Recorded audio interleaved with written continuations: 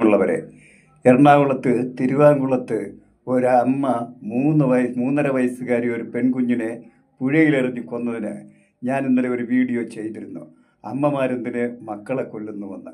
അമ്മമാരെന്തിന് മക്കളെ കൊല്ലുന്നുവെന്ന് ആ വീഡിയോയിൽ ഞാൻ എടുത്തു പറഞ്ഞു. ഒരു സ്നേഹിച്ച് വളർത്തിയ സ്വന്തം അമ്മ ഒരു കുഞ്ഞിനെ കൊല്ലണമെങ്കിൽ അതിൻ്റെ പിന്നിലെ ചേതോവികാരമെന്ത്, അവികാരം കണ്ടെത്തണമെന്ന്. ഭാഗ്യവശാൽ പോലീസ് ആ ചേതോവികാരം കണ്ടെത്തിയിരിക്കുന്നു. തൻ്റെ പൊന്നുമകളെ 3.5 വയസ്സുള്ള പൊന്നുമകളെ ഒരുത്തൻ ലൈംഗികമായി സ്ഥിരമായി പീഡിപ്പിച്ചുകൊണ്ടിരിക്കുമെന്ന് അറിയുന്ന ഒരമ്മ മാനസികമായി തകർന്ന് തരിപ്പണമായി പോകും.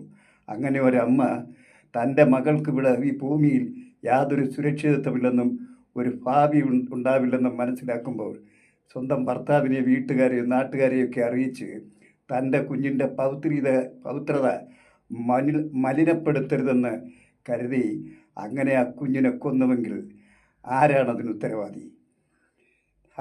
നിങ്ങൾ ആ നരാധമനെ, കുഞ്ഞിനെ ലൈംഗിക വീഴ്ചയ്ക്ക് വിധേയമാക്കിയ നരാധമനെ തൂക്കിലേറ്റണം, ശിക്ഷിക്കണം എന്നൊക്കെ സമൂഹം അലർന്നുവെങ്കിൽ ആ സമൂഹത്തോട് എനിക്ക് പറയാനുള്ളത്, ആദ്യം തൂക്കിലേറ്റേണ്ടത് നമ്മുടെ വിദ്യാഭ്യാസ വകുപ്പ് ഭരിക്കുന്ന മരത്തലയന്മാരെ പിടിച്ച് തൂക്കിലേറ്റണം, ശിക്ഷിക്കണം, ജയിലിലിടണം.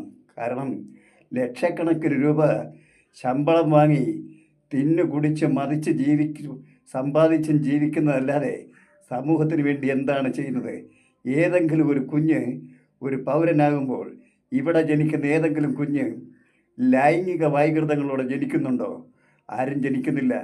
പക്ഷേ നമ്മുടെ സമൂഹം വെച്ച് പുലർത്തുന്ന അന്ധവിശ്വാസങ്ങളും അനാചാരങ്ങളും അശാസ്ത്രീയതയും കൊണ്ട് നമ്മുടെ കുഞ്ഞുങ്ങളിവിടെ നൂറുകണക്കിന് വൈകൃതങ്ങൾക്ക് വിധേയരായി ജീവിച്ച് വളർന്നു വരുന്നു.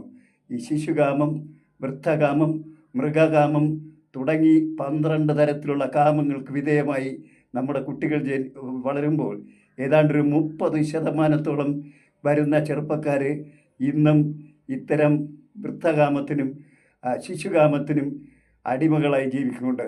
അതുകൊണ്ടാണ് ഇവിടെ ശൈശവ ലൈംഗിക പീഡനവും വൃദ്ധപീഡനവും ഒക്കെ നടന്നുകൊണ്ടിരിക്കുന്നത്.